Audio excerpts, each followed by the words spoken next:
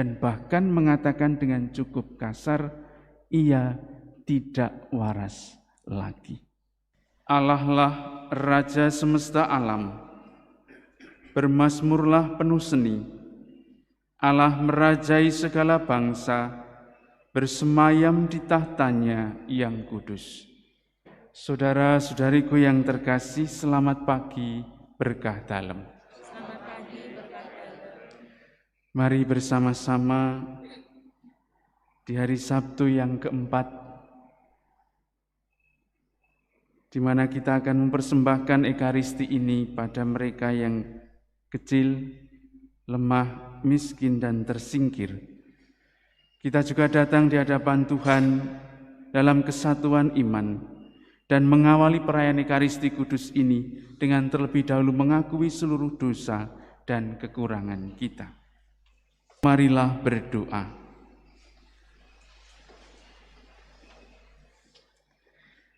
Allah Bapa Maha Kudus, Yesus Kristus telah mengorbankan diri karena taat kepadamu. Anugerahkanlah kebijaksanaan-Mu agar kami memahami pengorbanan putra-Mu dan melaksanakan perintah kasih-Nya dalam hidup kami sehari-hari. Sebab Dialah Tuhan pengantara kami yang bersama dengan Dikau dalam persatuan Roh Kudus, hidup dan berkuasa Allah sepanjang segala masa. Pembacaan dari surat kepada orang Ibrani. Saudara-saudara, dalam kemah suci, yaitu bagian yang paling depan, terdapat kaki dian dan meja dengan roti sajian. Bagian ini disebut tempat yang kudus. Di belakang tirai yang kedua terdapat suatu kemah lagi yang disebut tempat yang maha kudus. Kristus telah datang sebagai imam agung demi kesejahteraan masa yang akan datang. Ia telah melintasi kemah yang lebih besar dan yang lebih sempurna, yang bukan buatan tangan manusia. Artinya, yang tidak termaksud ciptaan ini, dan ia telah masuk satu kali untuk selama-lamanya ke dalam tempat yang kudus, bukan dengan membawa darah domba jantan dan darah anak lembu, tetapi dengan membawa darahnya sendiri. Dan dengan itu ia telah mendapat pelunasan yang kekal. Sebab jika darah domba dan lembu jantan dan percikan abu lembu muda mampu menguduskan mereka yang najis, sehingga mereka disucikan secara lahiriah, betapa lebihnya darah Kristus yang atas dorongan Roh abadi telah mempersembahkan dirinya sendiri kepada Allah sebagai persembahan yang tak bercacat.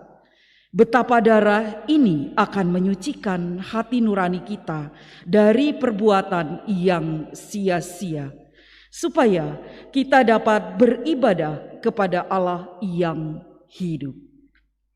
Demikianlah sabda Tuhan. Allah telah naik diiringi sorak-sorai. Tuhan mengangkasa diiringi bunyi sangkala. Allah telah naik diiringi sorak-sorai. Tuhan mengangkasa diiringi bunyi sangkakala. Hai segala bangsa, bertepuk tanganlah, lu-lukanlah Allah dengan sorak-sorai. Sebab Tuhan yang maha tinggi adalah dahsyat, Raja agung atas seluruh bumi. Allah telah naik diiringi sorak-sorai. Tuhan mengangkasa diiringi bunyi sangkakala. Allah telah naik diiringi sorak-sorai. Tuhan mengangkasa diiringi bunyi sangkakala.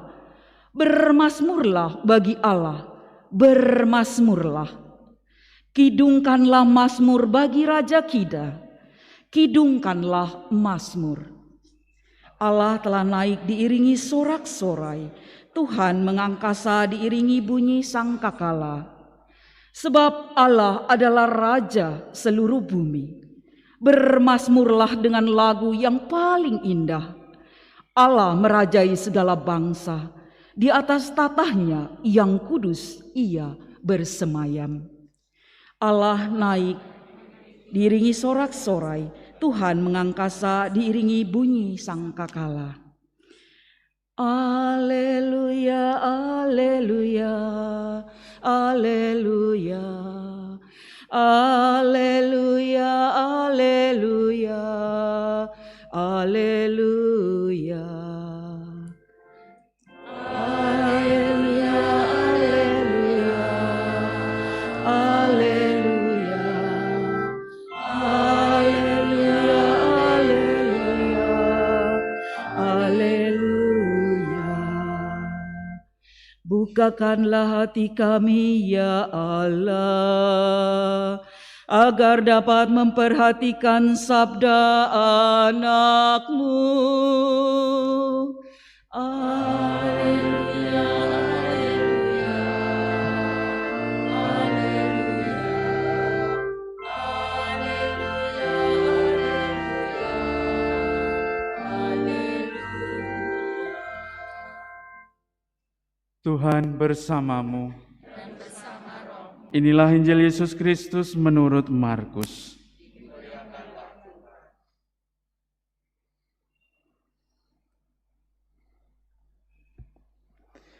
Sekali peristiwa Yesus bersama murid-muridnya masuk ke sebuah rumah.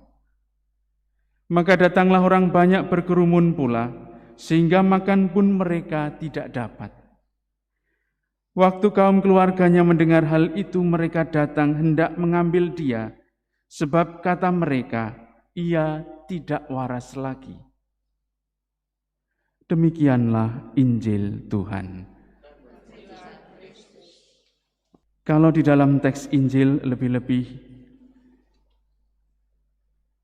yang dikisahkan Markus akhir-akhir ini yang sering kita dengar, kita banyak mendengar kata Galilea. Yesus berkarya di Galilea, itu artinya Yesus berkarya di wilayah utara yang jauh dari pusat keagamaan Yerusalem.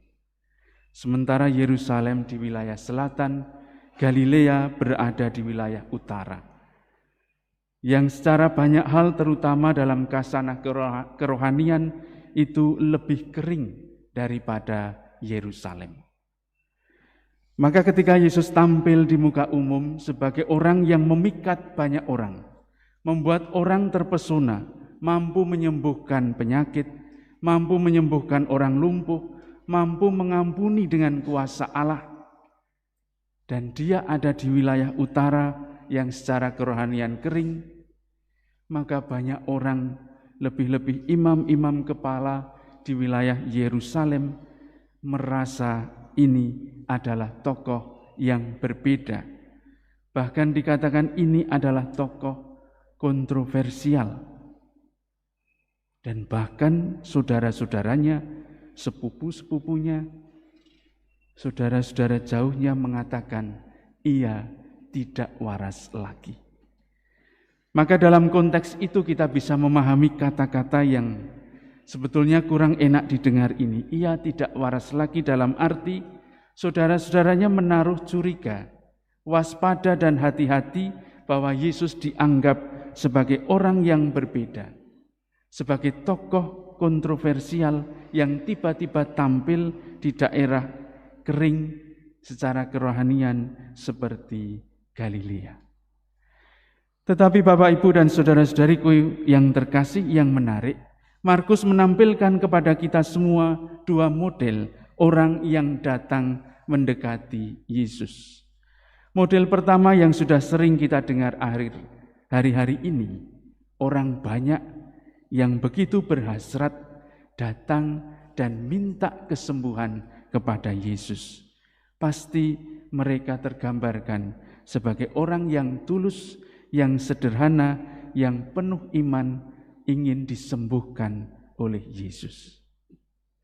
Sementara model kedua ditampilkan hari ini, salah satunya saudara-saudara jauhnya, saudara-saudara sepupunya, dan bahkan di teks lain diceritakan imam-imam kepala dari daerah selatan yang cukup waspada, menaruh curiga, dan sangat hati-hati, dan bahkan mengatakan dengan cukup kasar, ia tidak waras lagi.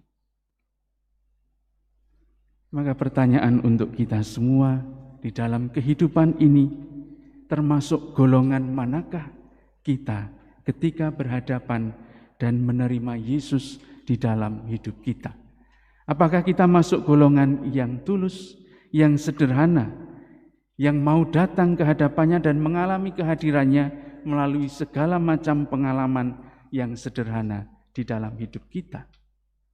Atau kadang-kadang kita menjadi orang yang curiga, yang ragu-ragu terhadap segala macam pengalaman yang kita terima, meskipun itu tidak mengenakkan hati, lalu kita mudah curiga, sungguhkah ini berasal dari Allah? Sungguhkah Yesus sedang menyentuh hati saya? Mari saudara-saudariku, kita mohon rahmat, ketulusan, dan kesederhanaan, agar di dalam setiap pengalaman hidup kita, apapun itu, kita mampu merasakan kehadirannya yang menyentuh hati kita, bahkan mampu menyembuhkan dan mengubah hidup kita.